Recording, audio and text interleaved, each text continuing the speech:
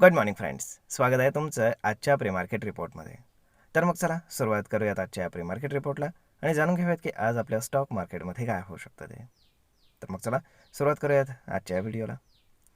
मित्रांनो, आपण सगळ्यात आधी जर परवा रात्री US मार्केट जर पाहिलं म्हणजेच शनिवारी, तर मग यामध्ये आपल्याला एक गोष्ट जाणवायला मिळते, ती म्हणजे अशी की US मार्केट हे पॉझिटिव्ह क्लोज झालेलं आहे. ओके, परंतु त्यामध्ये सुद्धा आतापर्यंत सगळ्यांना न्यूज समजलीच असेल, ते म्हणजे इन्फोसिसचा ADR जो आहे तो ऑलमोस्ट 50% प्लस इन्क्रीज झाला होता केवळ एका तासामध्ये. कारण ही खूप अनोईंग गोष्ट होती की असं जनरली होत नाही. कारण इन्फोसिसचा स्टॉक म्हणजे काही छोटी स्मॉल कॅप कंपनी नाही आहे, फार मोठं मार्केट कॅप आहे. तर त्यामध्ये सुद्धा एवढं मोठं इन्क्रीज होणं सिंगल 1 आवरमध्ये खूप मोठी गोष्ट होती. आणि त्यामुळे चक्क US त्यांचं ट्रेडिंग जे आहे तर ते 2 वेळा हॉल्ट करावं लागलं, बंद करावं लागलं पर्टिक्युलर इन्फोसिसचं. तर मग आता त्याच्यावरती कंपनीनं क्लॅरिफिकेशन दिलेलं आहे एक्सचेंजला सुद्धा आपल्या. तर त्यामध्ये त्यांनी सांगितलं की असं कुठली फंडामेंटल न्यूज नाही आहे किंवा असं अचानक शेअर्समध्ये डिमांड येण्यासाठी आम्ही कुठलीही गोष्ट केलेली नाही आहे. म्हणजेच काय की यामध्ये केवळ एक शॉर्ट स्क्वीज नावाचा जो प्रकार असतो तो झालेला आहे. शॉर्ट स्क्वीज म्हणजे काय होतं की तिथे शुक्रवारी जो आहे तर तो क्वाड्रपल विचिंग डे होता. म्हणजेच काय की मंथली आणि वीकली एक्सपायरी जी आहे तर ती एकाच दिवशी सगळे कॉन्ट्रॅक्ट्स एक्सपायर होतात US. तर तो दिवस होता. म्हणजेच काय की पूर्ण महिनाभर ज्यांनी ते इन्फोसिसचे शॉर्ट्स जे आहेत तर ते कॅरी केले असतील, ओके, तर त्यांना शेवटच्या दिवशी ते रिव्हर्स करावे लागतात जर त्यांना ते प्रॉफिटमध्ये गेलेले नसतील किंवा मग आपण काय म्हणू शकतो त्याला, जर त्यांनी ते आधी एक्झिट केलेले नसतील तर. आणि त्यामुळे काय झालं की खूप प्रचंड शॉर्ट्स जे आहेत तर ते इन्फोसिसमध्ये पाहायला मिळत होते. आणि त्यामुळे सडन जे ॲल्गोज असतात ते ॲल्गोज ट्रिगर व्हायला सुरुवात झाली आणि एकावर एक आपण काय म्हणू शकतो की कॅस्केडिंग ऑर्डर्स पडत गेल्या. त्यानंतर जे फ्रेश बाईंग करणारे ॲल्गोज असतात की जे पाहतात की मुव्हिंग ॲव्हरेजच्या वरती निघाला की बाय करायचं आहे ते वगैरे वगैरे. तर मग त्याने ऑल टाईम हायसुद्धा ब्रेक केला, सगळं ब्रेक केलं. त्यामुळे ते काय झालं की पूर्ण त्याच्यामध्ये सेंटिमेंट पॉझिटिव्ह क्रिएट झालं आणि आपण काय म्हणू शकतो की एक सिस्टम एंटर्ड फॉल होता आणि त्याच्यामध्ये त्या फॉल्टमध्ये ते सगळे आपण काय म्हणू शकतो की जे बेरिश लोक होते तर ते वाईप आऊट व्हायला सुरुवात झाली.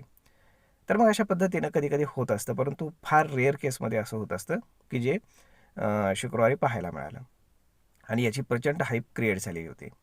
परंतु लोकांना आता असं वाटतं आहे की इन्फोसिस आपल्याकडे सुद्धा आज 30-40% वर जाऊ शकतो, तर तसं नाही आहे. कारण त्याच्यावरती म्हणजे तिथे जे काही झालं त्याचं क्लॅरिफिकेशन ऑलरेडी एक्सचेंजला कंपनीनं प्रोव्हाइड केलेलं आहे. त्यामुळे पॉझिटिव्ह राहील, ओके, परंतु एवढा 30-40% वगैरे एवढं नाही. 2%, 3% मॅक्सिमम, त्यापेक्षा जास्त नाही. तर मग अशा पद्धतीनं हे झालं US मार्केट. जर आता आपण ग्लोबली जर पाहिलं तर ग्लोबली सिनेरिओ तसा फ्लॅट टू पॉझिटिव्ह आहे, कुठेही फार निगेटिव्हिटी नाही आहे. जपानकडनं सुद्धा काही असं कुठलं बॅड न्यूज अजून तरी आलेली नाही आहे त्यांचा इंटरेस्ट रेट वगळता, आणि ती गोष्ट मोर ऑर लेस पूर्ण जगामध्ये फॅक्टर्ड इन होती.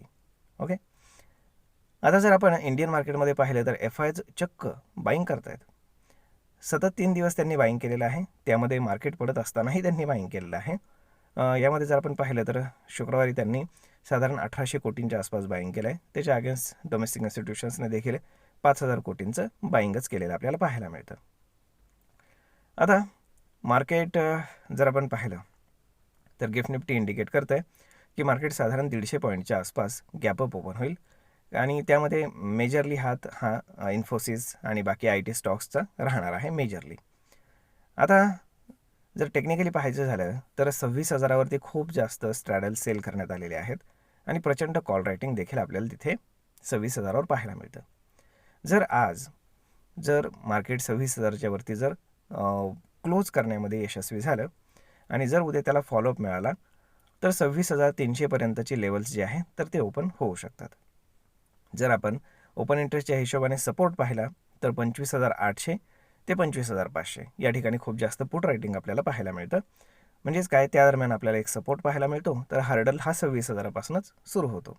परंतु जे 150 पॉईंटचे गॅपअप मार्केट ओपन करते तर मे बी 26,000च्या वरतीच मार्केट ओपन होईल. मग आता त्या पद्धतीने आपल्याला पाहावं लागेल की मार्केट आज तिथे सस्टेन करणार का, की ते गेन्स पुन्हा वाईपआउट करून 26,000च्या खाली येऊन क्लोज करणार, याला फार जास्त महत्त्व आहे. 26,000च्या वरती जर मार्केट सस्टेन झालं तर जे काही स्टॉक्स आहेत तर त्याच्यामध्ये एक बुलिश मोमेंटम आपल्याला पाहायला मिळेल. आणि जर आपण PCR रेशो जर पाहिला तर तो 1.08 आहे. म्हणजेच काय की तो सुद्धा आपल्याला न्यूट्रल टू बुलिश असाच सिग्नल देतो. आणि 150 पॉईंट ओपन झाल्यानंतर साधारणच मार्केट थोडंसं बुलिश होईल अशी पॉसिबिलिटी आहे. तर मग पाहूयात पूर्ण दिवसभरामध्ये कशा पद्धतीने प्राइस ॲक्शन घडते. परंतु स्टॉक स्पेसिफिक ॲक्शन आपल्याला या दरम्यान चालू राहिलेली पाहायला नक्कीच मिळेल. तर मग अशा पद्धतीनं पाहूयात काय होतं ते. तर होप सो सगळं काही व्यवस्थित व्हावं.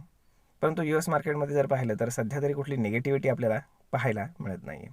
बरेचसे आणि शनिवार रविवारमध्ये देखील जर आपण पाहिलं तर शुक्रवारी जेव्हा मार्केट आपलं बंद होणार होतं साधारण 3:15च्या आसपास, तेव्हा एक प्रचंड फॉल आपल्याला USD INRमध्ये पाहायला मिळाला.